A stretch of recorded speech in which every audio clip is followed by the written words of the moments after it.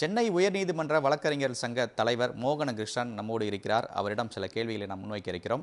Sir வணக்கம் sir. 3 புதிய சட்டங்கள் நடைமுறைக்கு தமிழகத்திற்கு வந்திருக்கிறது.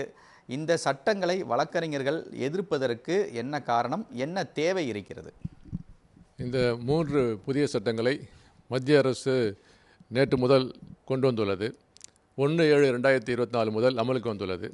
இந்த சட்டமானது இந்தியன் பீனல் கோட், அதாவது இந்திய தண்டனை சட்டம், இந்தியன் எவிடன்ஸ் ஆக்ட், அதாவது இந்திய சாட்சிய சட்டம், கிரிமினல் ப்ரொசீஜர் கோட், குற்றவியல் நடைமுறை சட்டம், இந்த 3 சட்டங்களும் 100 ஆண்டுகளுக்கு மேலாக அமலுக்கு இருந்து வந்தது.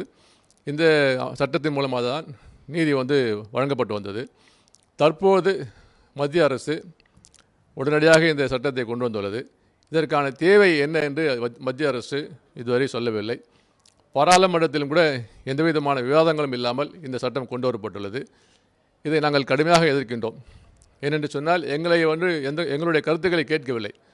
அகில இந்திய பார் கவுன்சிலையும் சரி, தமிழகத்தில் உள்ள வழக்கறிஞர்களையும் சரி, இந்தியாவில் உள்ள வழக்கறிஞர்களையும் சரி, யாரையுமே எந்த விதமான கருத்துக்களையும் கேட்காமல், எங்களுடைய ஆலோசனையை கேட்காமல் இந்த சட்டம் அவசரமாக கொண்டு வரப்பட்டுள்ளது. இதை நாங்கள் கடுமையாக எதிர்க்கின்றோம். குறிப்பாக இந்த சட்டம் நடைமுறைக்கு வந்திருக்கிறது.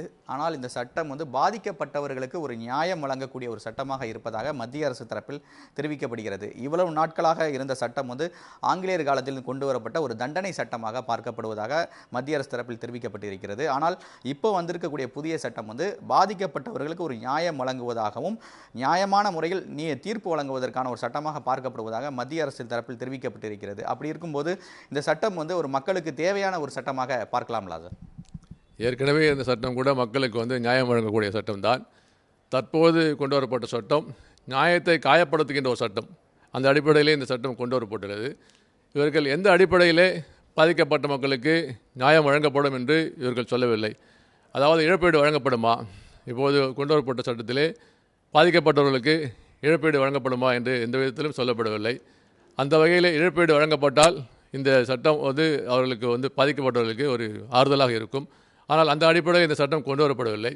குறிப்பாக இந்த சட்டம் விரைவாக இந்த விசாரணை நடைபெறும், விரைவாக தீர்ப்பு வழங்கப்படும் என்று தான் சொல்கிறது.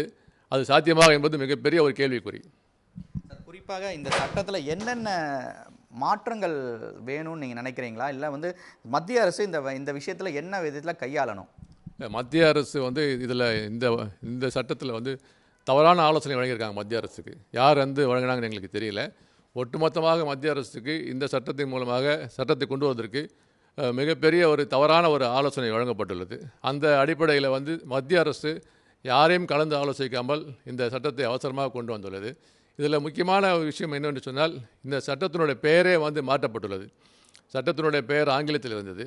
எவ்வளோ ஆண்டு காலமாக நீதிபதிகளும் சரி, வழக்கறிஞர்களும் சரி, குற்றவாளிகளும் சரி, கட்சிக்காரர்களும் சரி, எல்லோருமே இந்த ஆங்கிலத்தில் இருந்த சட்டத்தில் தான் இந்த வழக்குகளை தொடுத்தார்கள், வழக்குகளை ஆஜரானார்கள். அந்த அடிப்படையில் தான் இந்த விசாரணைகள் நடைபெற்று வந்தது. தற்போது இந்த பெயரே மாற்றப்பட்டுள்ளது. இந்த பெயர் யாருக்குமே புரியாத ஒரு பெயராக உள்ளது. இது எப்படி மக்களுக்கு நியாயம் வழங்கும் என்பது எங்களுக்கு ஒரு கேள்விக்குறியாக உள்ளது. குறிப்பாக சமஸ்கிருதத்தில் இந்த சட்டத்துடைய பெயர் இருப்பதாக சொல்லி இருக்குது. மொழி சட்டத்தின் அடிப்படையிலும் இது ஒரு எதிர்ப்ப வகையில் தெரிவிக்கக்கூடிய வகையில் இந்த புதிய பெயர் இருக்குதா? என்ன மத்திய அரசுக்கு நீங்கள் என்ன சொல்லுறீங்க? இல்லை, மத்திய அரசுக்கிட்ட நாங்கள் கேள்வி சொல்கிறதெல்லாம் என்னென்னா, இந்த சட்டத்தை அமுல்படுத்தக்கூடாது, அதே போல் இந்த பெயர் மாற்றக்கூடாது. ஏற்கனவே இந்த சட்டமே சரியான ஒரு சட்டம். Indian Penal Code, Indian Evidence Act, CrPC, இது எல்லாமே மிக சிறப்பாக செயல்பட்டு வந்த ஒரு சட்டம். பல ஆண்டுகளாக, 100 ஆண்டுகளுக்கு மேலாக மிக சிறப்பாக செயல்பட்டு வந்த ஒரு சட்டத்தை உடனடியாக மாற்றியிருக்காங்க, பெயரையும் மாற்றியிருக்காங்க. இது மிகப்பெரிய தவறு. இந்த சட்டத்தை அமுல்படுத்தக்கூடாதுன்னு நாங்கள் சொல்கிறோம். புதிய சட்டம் வழக்கறிஞர் தொழிலையும் பாதிக்கிறதுக்கான வகைகள் இருக்குதா? எந்த சட்டமுமே வழக்கறிஞர்களை பாதிக்காது. நாங்கள் எந்த சட்டம் வந்தாலும் நாங்கள் அந்த சட்டத்தின் மூலமாக தான் வழக்கறிஞர்களுக்கும் சரி, குற்றவாளிகளுக்கும் சரி, பாதிக்கப்பட்டவர்களும் சரி, நாங்கள் தான் வாதாடி வருகின்றோம். குற்றவாளிகளுக்கு மட்டுமல்ல, இந்த சட்டத்தை கொண்டு வந்த அரசியல்வாதிகளுக்கும் நாங்கள் தான் ஆஜராகி வருகின்றோம். எங்களுக்கு எந்த விதமான சட்டத்தாலும் எங்களுக்கு பாதிப்பில்லை. எங்களுடைய ஒட்டுமொத்தமாக எங்களுடைய போராட்டமே பொதுமக்களுக்கான போராட்டம். இந்த போராட்டம் மட்டுமல்ல, இதுவரை நாங்கள் போராடி வந்த எல்லா போராட்டமே பொதுமக்களுக்கான போராட்டம். இப்போது கூட தமிழகம் முழுவதும் மிகப்பெரிய போராட்டத்தில் நாங்கள் ஈடுபட்டு வருகின்றோம். இந்த போராட்டமானது முழுக்க முழுக்க முழுக்க பொதுமக்களுக்கான போராட்டம். அதே போல் இந்த சட்டத்தின் மூலமாக காவல்துறை மிகப்பெரிய ஒரு குழப்பத்தில் இருக்கப் போகிறது.